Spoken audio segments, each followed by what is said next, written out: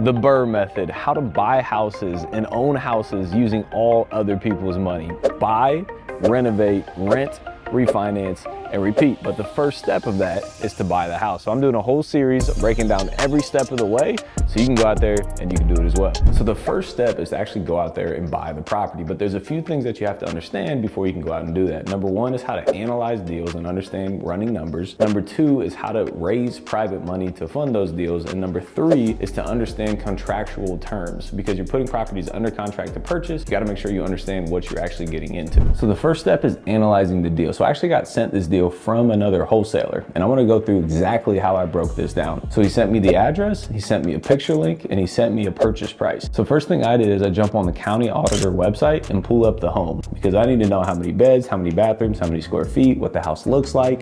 Is there a basement or not a basement? So I pull up the county auditor website. At the same time, I open up another tab and I Google Earth where this property is located so I can know what neighborhood it's in. And then at the same time, I pull up my comping. So I use Propstream, you can use Zillow as well, but pull up whatever one you're going to use to comp. So I pull up all those things, and now I understand what the house is. Is it a ranch? Is it a two-story? Does it have a basement? Is it on a slab? Is it 3 beds or 4 beds? And then I know where it is on the map. So then when I run my comping means you're figuring out other houses that sold that are similar to the house that you're looking at. So now I know where it's at on the map. So on Propstream, I zoom in to that neighborhood and I look at other houses that have sold that are very similar to mine. So now I'm understanding this, right? So the comping process, let's talk about that because that's very important. What I do is I look for houses that have sold less than 90 days from today. So if you go back like 6, 9, 12 months, the market's changed since then. 90 days is a solid window. So I'm going in that neighborhood and I'm running 90-day sold. And then once I find all the houses that have sold in the last 90 days, now I need to compare like for like. So if my house is a 3-bed, 1-bath, I'm ideally looking for other 3-bed, 1-bath houses. If my house is 1,200 square feet, I'm looking for other 1,200 square feet houses. So I'm running it as similar to one another as possible so I can be like for like when I'm comping these houses. So when I pull up the comps, once I have a rough number of what the property's worth, maybe I see comps anywhere from 150 to 190. So I have a rough idea of what this can be worth. Now I go and look at the pictures that I was sent because I already have their asking price. Let's say they're asking $120,000 and I know it's worth 150 to 190 fully renovated. So if they're asking 120 and I look up the pictures and the picture is like a full gut rehab, everything's wrong, it's going to cost me $50,000 to renovate the house. They're asking of 120, rehab of 50, which means I'm all in for 170, and this house might be worth 170 or 190 once it's fully renovated, right? There's no point in doing a project if you don't build any equity into the deal. So I look at those numbers and I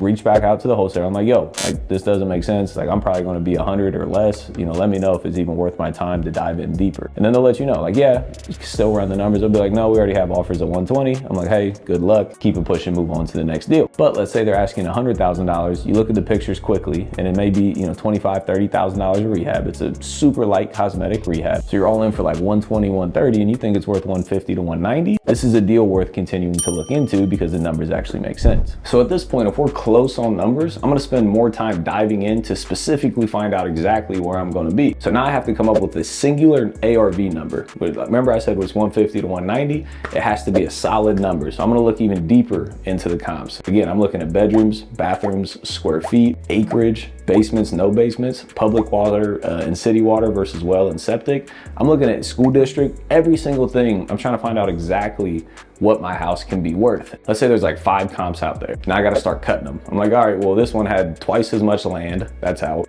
This one had a basement. Mine doesn't have a basement. That's out. And then I'm left with a few solid comps. Let's say my house is a 3-bed, 1-bath, 1,200 square feet. Let's say the house, one of the comps is 3-bed, 1-bath, 1,300 square feet. Another one is 3-bed, 1.5 bath, 1,200 square feet. So it's all very similar. So I just make a couple slight adjustments and I come up with my actual ARV. I'm like, hey, this house is worth $170,000. So you got to be confident in that number. Then the next thing you have to figure out is the repair budget. So you got to go through and you got to look at the pictures and estimate repairs. So what myself, my team, and my Elevate coaching students use, we have a deal analyzer. It's a repair estimator. So you can walk through and check things off and it populates an estimate of what the renovation is going to cost. So does it need a kitchen? Yes. Does it need a bathroom? bathroom? Yes. Does it need flooring? Yes. How many square feet? Does it need doors? Yes. Does it need windows? Yes. You go through and it populates an estimate of your renovation budget. And so you put those two numbers together. You put ARV rehab into this calculator that we use, and then it tells you your maximum allowable offer. And let's say the max offer is 100 grand. They're asking 100 grand, you got a deal potentially.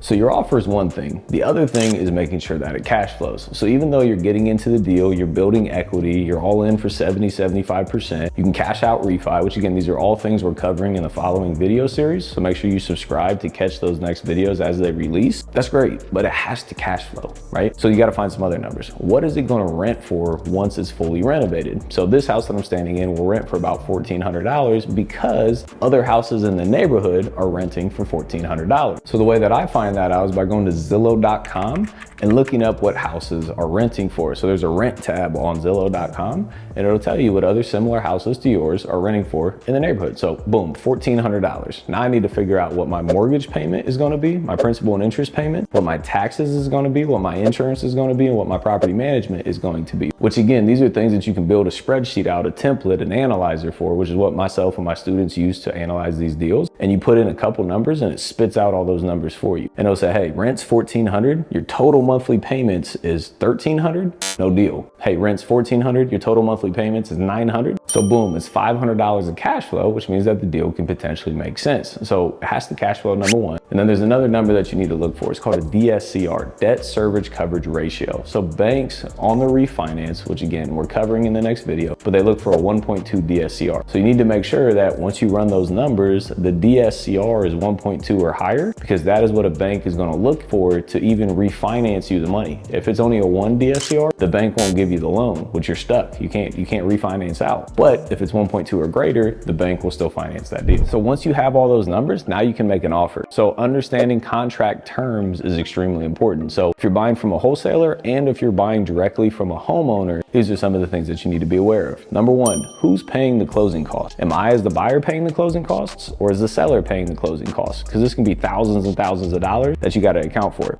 Is there an inspection contingency, right? So you put an offer on this property. Do you have an opportunity to come in to inspect the house to look for possible cracks in the foundation walls, right? You always, especially if you're newer, you always want an inspection contingency because you want another set of trained eyeballs to come in to look to see if you missed anything. So that could be an inspector, that could be a friend of yours, that could be anybody with experience that's ever walked a house and understands anything about construction. Those are the people you want to get in to look to make sure that you didn't miss something. So an inspection contingency basically means once you make an offer, you have 5 days to go and look at the house and change your mind. You can move forward and still buy it, or you can change your mind and back out because you missed, a whole bunch of things that you didn't account for when you ran your renovation budget. Another thing you have to understand is earnest money deposit. Is it refundable or non-refundable? So what this means is, hey seller, I'll offer you $100,000 for this house and I'll put up $2,000 non-refundable or earnest money deposit. Is it refundable, right? So sometimes, rarely, it's non-refundable. So as soon as you pay that, it's gone. You don't want to do that because what if you don't buy the house? You just lost $2,000. What typically happens is it's refundable under your contingencies. So if you have a 7-day inspection contingency,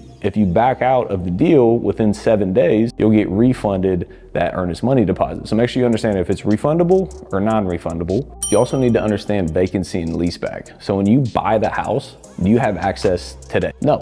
Maybe sometimes the tenant or the previous owner needs 30 days of living in the home after you buy it to move out. So now you need to account for an extra 30 days of holding time because you can't work on a project while they're still living there. So those are just some of the contingencies that you have to understand. But like I said, there's 2 ways that you buy deals. You either buy it from a wholesaler or you buy it directly from the seller. If you're buying it directly from the seller, you have the contract with them. You know exactly what's in the contract. You know the terms of the contract. You know everything that's going on. But if you buy from a wholesaler, you got to understand how this works. The wholesaler puts the property in contract from a seller, and then the wholesaler assigns you that deal to purchase, meaning that you are now taking place of the buyer. So the contract terms that they had with the seller are now yours. So if they agreed to give the seller 60 days of living in the property, you now have to give them 60 days of living in the property. If they have you paying the closing costs, the buyer paying the closing costs, now you are paying the closing costs. So before you agree to move forward with a wholesaler, you need to understand what's in the purchase and sale agreement, because you're accepting every single term that's in there and you have to live with that. So what I always say, if I buy from a wholesaler, I'm like, great, 100,000, send me your purchase and sale agreement so I can see what's in it to make sure there's no crazy contingencies that I'm not aware of. And then if if you agree with those contingencies, then you can move forward and buy the house. So the last step of buying the house is making sure that you have the funding available to purchase the property. So how I got this deal funded was from a private money lender, meaning it's an individual that I have a relationship with that decided to lend me the money to fund this deal, and then I'm gonna pay him an interest payment back. So this particular private money lender is actually an uncle of one of my really good friends. So how that came about, when I was younger, I would go and hang out with my friend, and we'd go to, you know, family reunions, and I would run into his uncle. And I talk to everybody I meet about money, because I'm trying to get everybody's money to lend to me. So when I met him, you know, I was like, hey, what do you do? He looked successful, he had a nice car. We started talking, he asked me what I did. I said, hey, you know, I'm in real estate, I flipped some houses. And I talked to him, you know, every maybe year for a couple years. And he ended up texting my buddy one day. He was like, hey, what does Austin do again? And he told him, and then we got on a phone call, and he decided to lend me money. So he started out with like $50,000. And once I did the deal and paid him back, then he gave me 100. I did the deal and paid him back. Then he gave me 200. Did the deal and paid him back. Then he gave me, you know, I have access to, you know, a little over $1 million just with him right now to fund, you know, multiple real estate deals. So you need to go out there, you need to talk to every single person that you meet and find ways to get them to invest with you. So private money is a whole nother video in and of itself. There's not enough time to cover it in this video. There's a link in the description if you want to learn more about how to raise private money. So you can use private money to fund these deals. You can use hard money to fund these deals. You can use your own money to fund these deals. There's multiple different ways of how to get these deals funded. But at the end of the day, it doesn't matter how to get them funded if the deal's not a deal. So understanding how to run comps, understanding how to estimate repairs, understanding how to put properties in contract are extremely important. So like I said, this is the first video of a series that we're going to break down each step of the BRRRR process: how to buy houses, how to renovate houses, how to rent houses, how to refinance houses, and how to repeat the process time and time again. So make sure you hit that subscribe button so you can check out the next video that's coming out in the series so you can learn how to do this as well.